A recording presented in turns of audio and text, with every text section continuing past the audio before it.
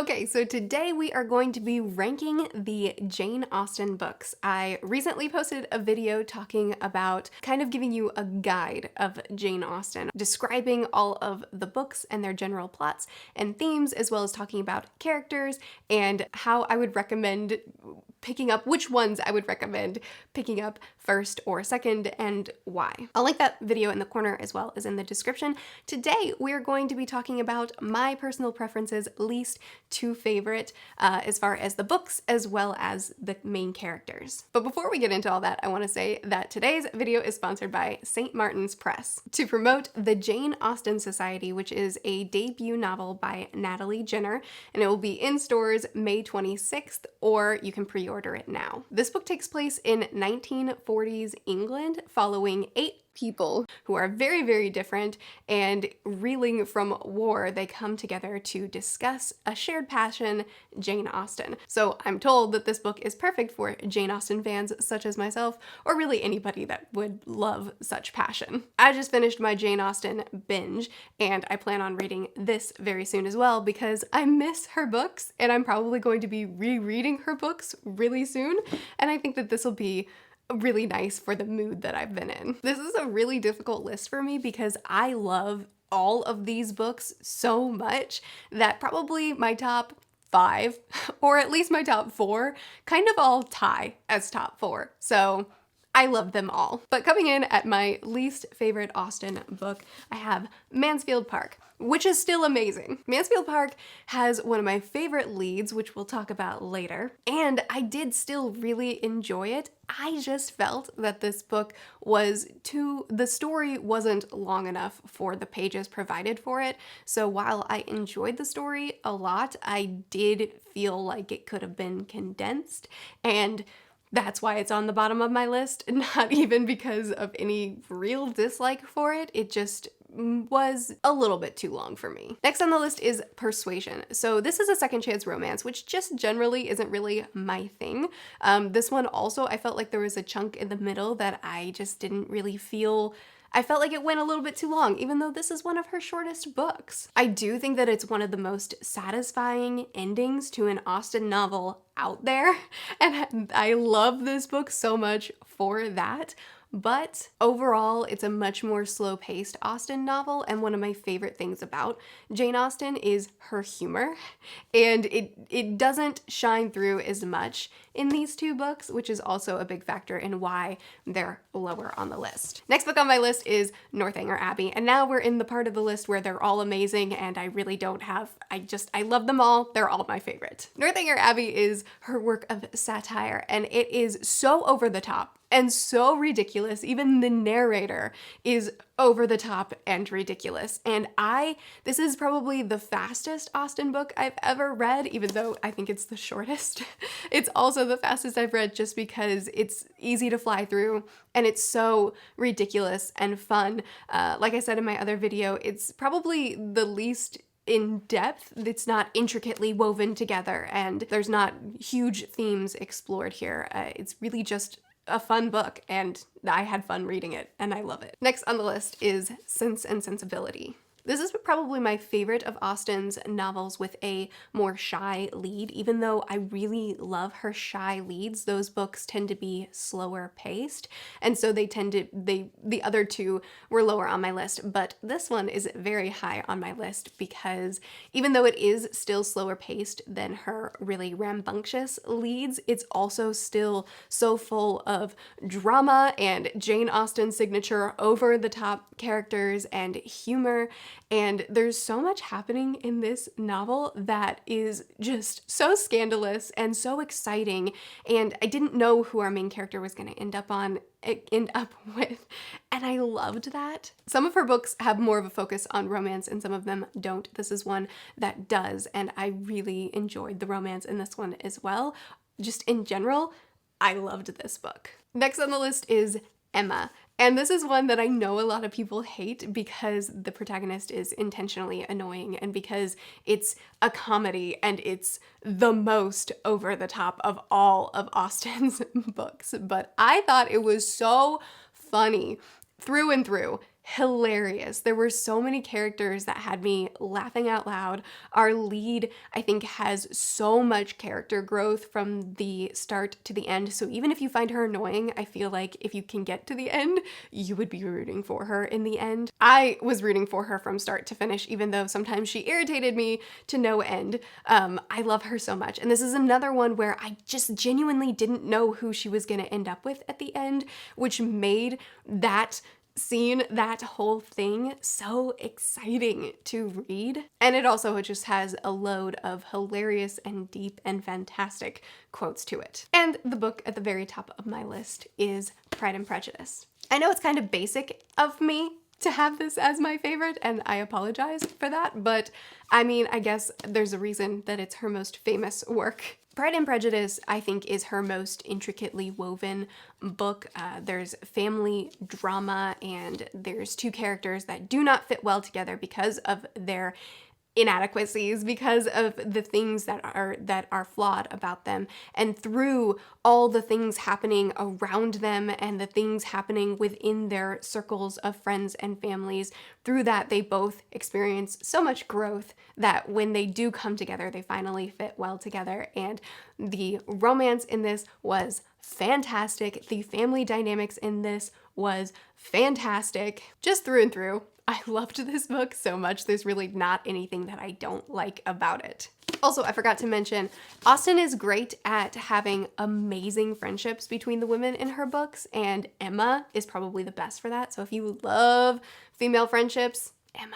Now let's rank Austen main characters, because that list is different. Okay, this list was even harder for me to put together because I love every single Austen lead so much. So in my heart, they're all tied for my favorite Austen lead, but for the purposes of this video, here's the marginal difference in my love for them. Northanger Abbey is going to be at the bottom. I love this main character so much. She is ridiculous and naive and silly, and she's fantastic, but sure. She'll be at the bottom of the list because, again, probably the least amount of depth was put into her of all the leads, at least for me, but she's still tied at number one with all the others. Next is gonna be Persuasion. Once again, I love this book, and it would be at the top of my romances. Maybe I should put that in this video too. Do you want romances? Do you want me to rank the romances too? The main character is more quiet and shy, and I guess I just didn't really connect with her as much on a personal level. I liked her, but I didn't ever root for her in a massive way. Next is Sense and Sensibility, and in this one, she's another more quiet lead, and I did really connect with her because of her dynamic with her sister and how similar their opinions were, but how differently they handled it. I loved how sassy she was in a really passive way. Even though I hate passivity, I loved hers. I loved her brand of kind of making fun of people without them realizing it. She is incredibly charming and a lot of fun to follow. Next is gonna be Lizzie Bennet. I know you thought she'd be at the top. I love Lizzie Bennet. She is sassy and ridiculous. She stands up for herself, and she's hilarious. And I don't have anything negative to say about her. She's wonderful, and also her character arc was so satisfying to watch, and I love her. Next is Emma. I have a soft spot for Emma because she is such nonsense. She is a character of ridiculousness, and I love her. And I think I also connected with her in large part because she viewed herself as the matchmaker, even though she planned on staying single, and her romance kind of caught her by surprise.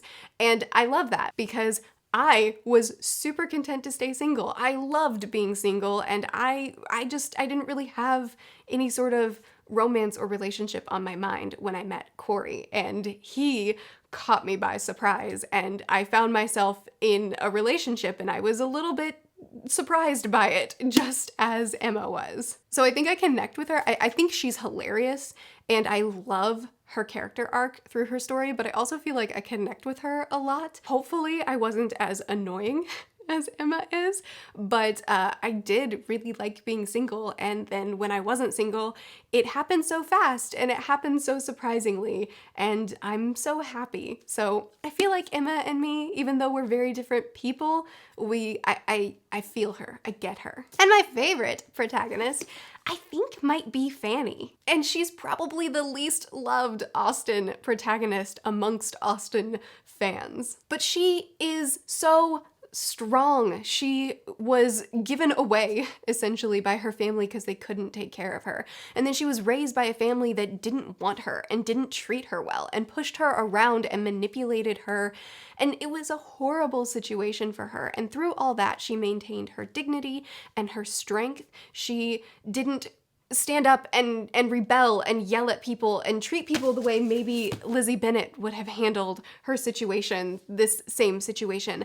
But the way she handled it was just as valid and fantastic. It was just different. She's such a fantastic character, and I know some people accuse her of only looking good because she's the only good character in a room full of terrible people, but I don't think so. I think that she's just in a situation where she is surrounded by terrible people and she's able to maintain who she is despite being constantly beat down. And I think my love for her really was solidified when I thought that this book was going to end by her giving in because she was easily pushed around. I feel like she was easily pushed around, even though there were certain things that she refused to be pushed around with. And I thought that she was going to give in and the book was going to end in a way that I didn't want it to. But I was so proud of her that throughout everything that she went through in her life and throughout how everybody treated her, that she was able to maintain her strength.